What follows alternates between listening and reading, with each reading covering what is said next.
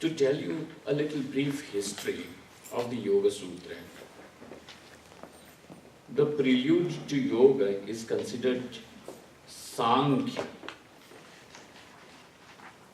And why I am bringing this topic is, then you will appreciate the magnanimity of Hinduism. Its greatness you will appreciate now. Because the Sankhya system does not take into account Ishvara at all. It says there is no need of any Ishvara. And if you are going to discuss Ishvara, that means you are bringing a redundant topic. All that you require is only the viveka of Purusha and Prakriti. That is all that is required even for your liberation. When this is required, the viveka, the clear understanding of what is Purusha and what is Prakriti, where is the question of any Ishvara coming in between? So if you are going to bring any topic of Ishvara, they say that it is a redundant discussion. The Sankhyas say, and therefore in the Indian system there is nothing like those who believe in God are called as theists and those who don't believe are called as atheists.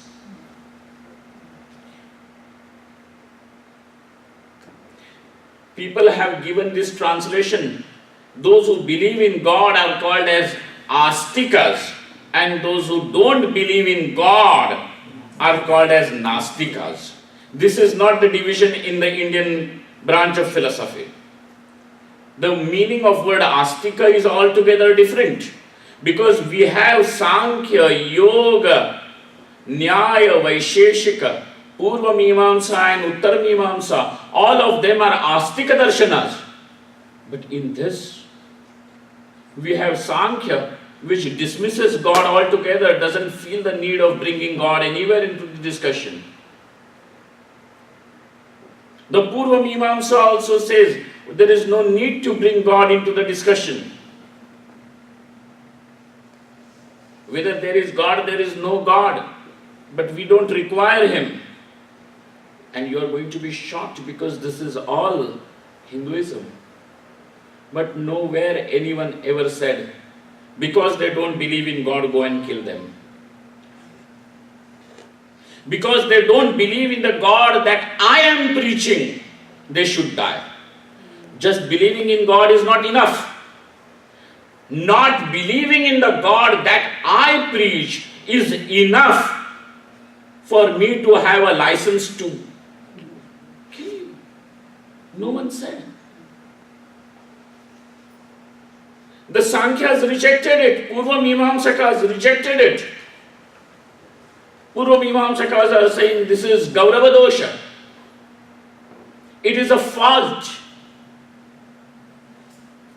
Listen to this very intently, because this Darshan Shastra you are not going to find anywhere.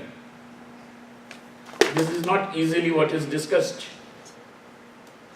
People think that spirituality means certain life-saving hacks.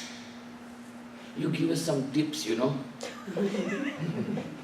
Give us tips on spirituality when we are fighting, how to win the fight. How to prove I am right. Whether I am right or not is not the question. If it is me, I am right.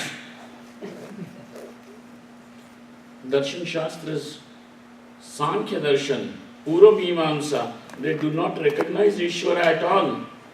They don't take into consideration that there is anything like Ishvara. But we don't say that they are Nastik Darshanas. Nastik Darshanas are different. Charvaka, Bauddha, Jaina, these are the Nastik Darshanas. Astika Darshanas are there. And look at that, the magnanimity is that they are all, even the Nastik Darshanas, are all brought under, we respect them. Even the Charvaka, you know who is a Charvaka? Charvaka is a die-hard materialist.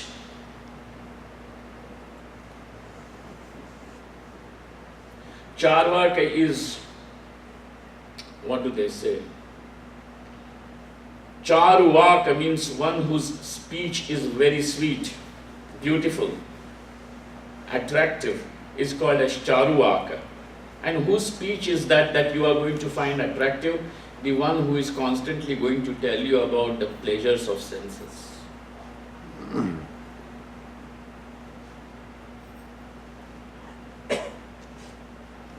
ત્યાં ચાટ બહુ સારું છે અને અહીંયા શું અહીંયા બીજા કશું હોય છે બહુ મજા આવે છે બહુ મજા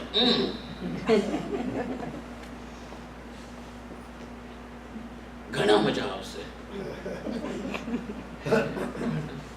They talk about pravachan also like that. But ઘણા મજા આવશે. મજા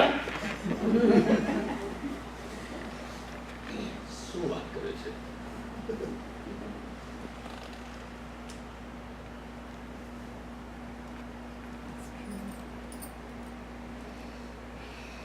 Charvaka is a total pleasure seeking. He says that seek your pleasures as long as you are alive. Just that follow the rules of the laws of the land. Don't be on the illegal side, that's all.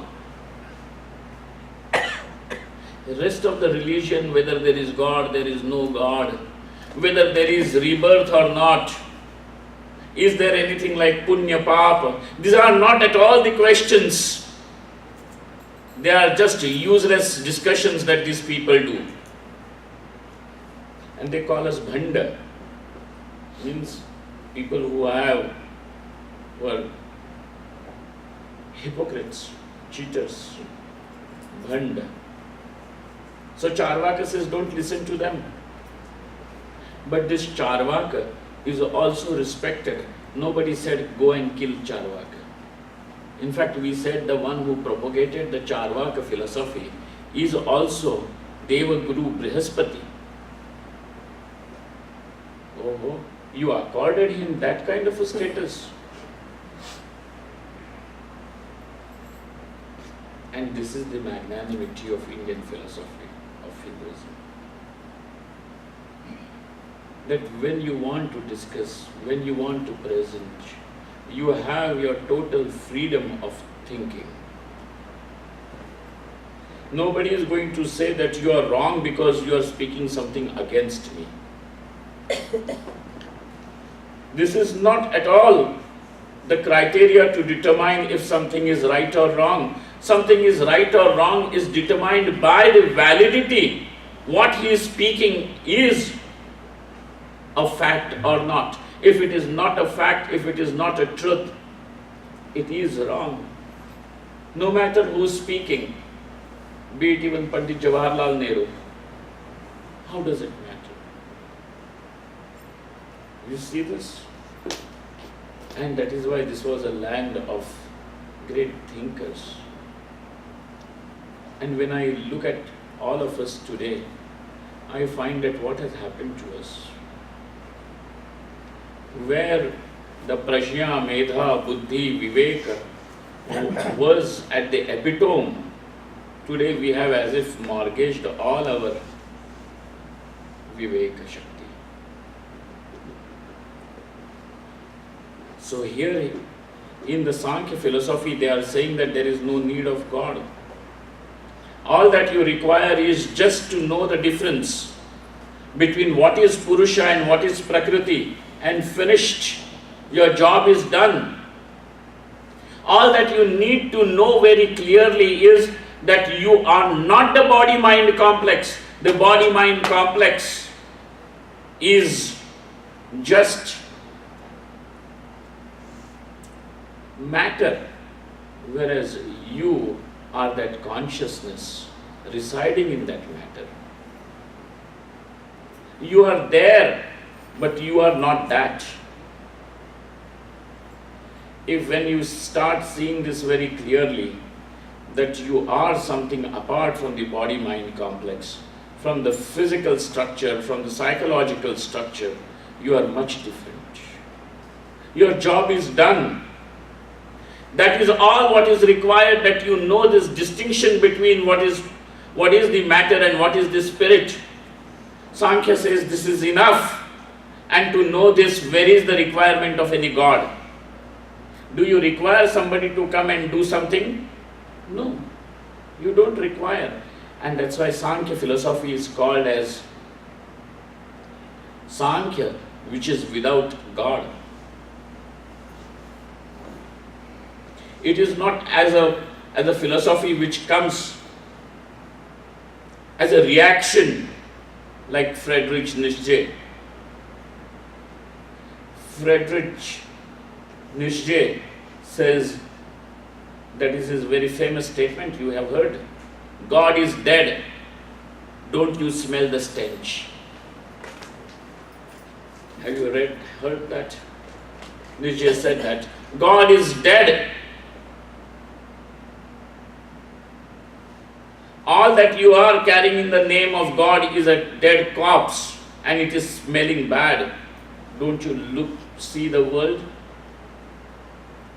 If you look at the world history, the history in this history of these 2000 years, you will find that more wars were fought and more people were killed in the name of God than anything else.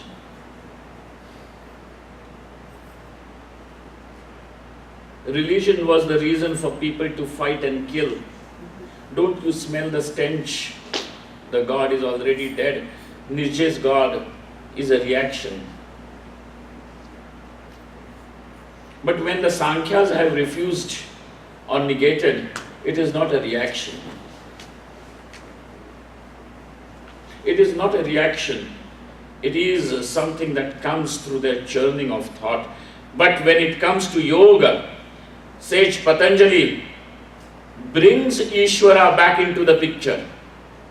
And he says, in order to attain that state, Ishvara Pranidhana is required.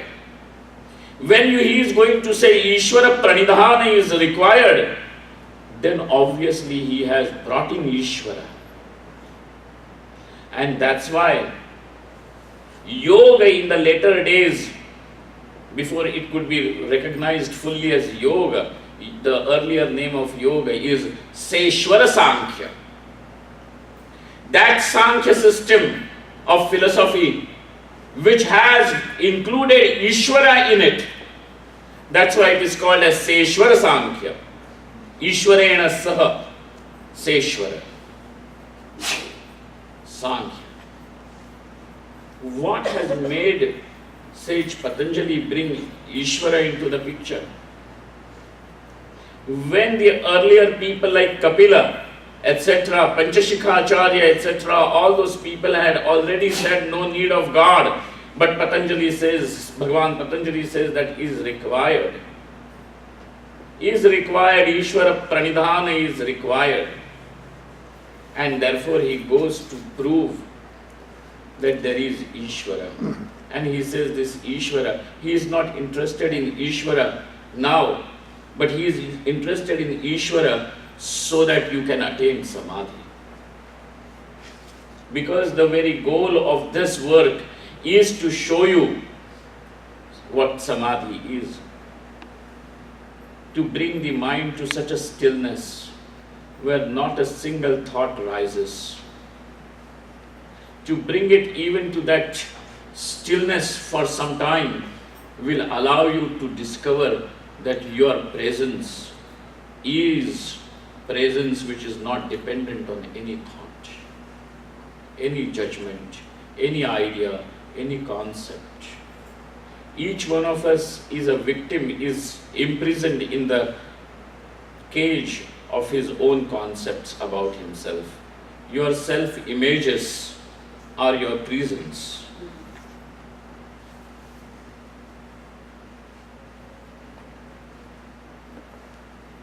Your self-image is your prison, and that self-image exists only in the thought. The image exists in the thought, but you are not existing in the thought. Whether there is thought or no thought, your existence is not dependent on that. And in order to discover your independence, that independent existence, let the thoughts subside, and let them subside to such an extent that even one single thought also does not arise. Let it stand still. Yogaschittavritti nirodha. This is what he says is yoga. The state of mind where the thoughts have subsided. And they have subsided to such an extent that where not even a single thought arises. And there you discover your own presence. Undefined by any concept, undefined by any thought, uncontaminated by any idea.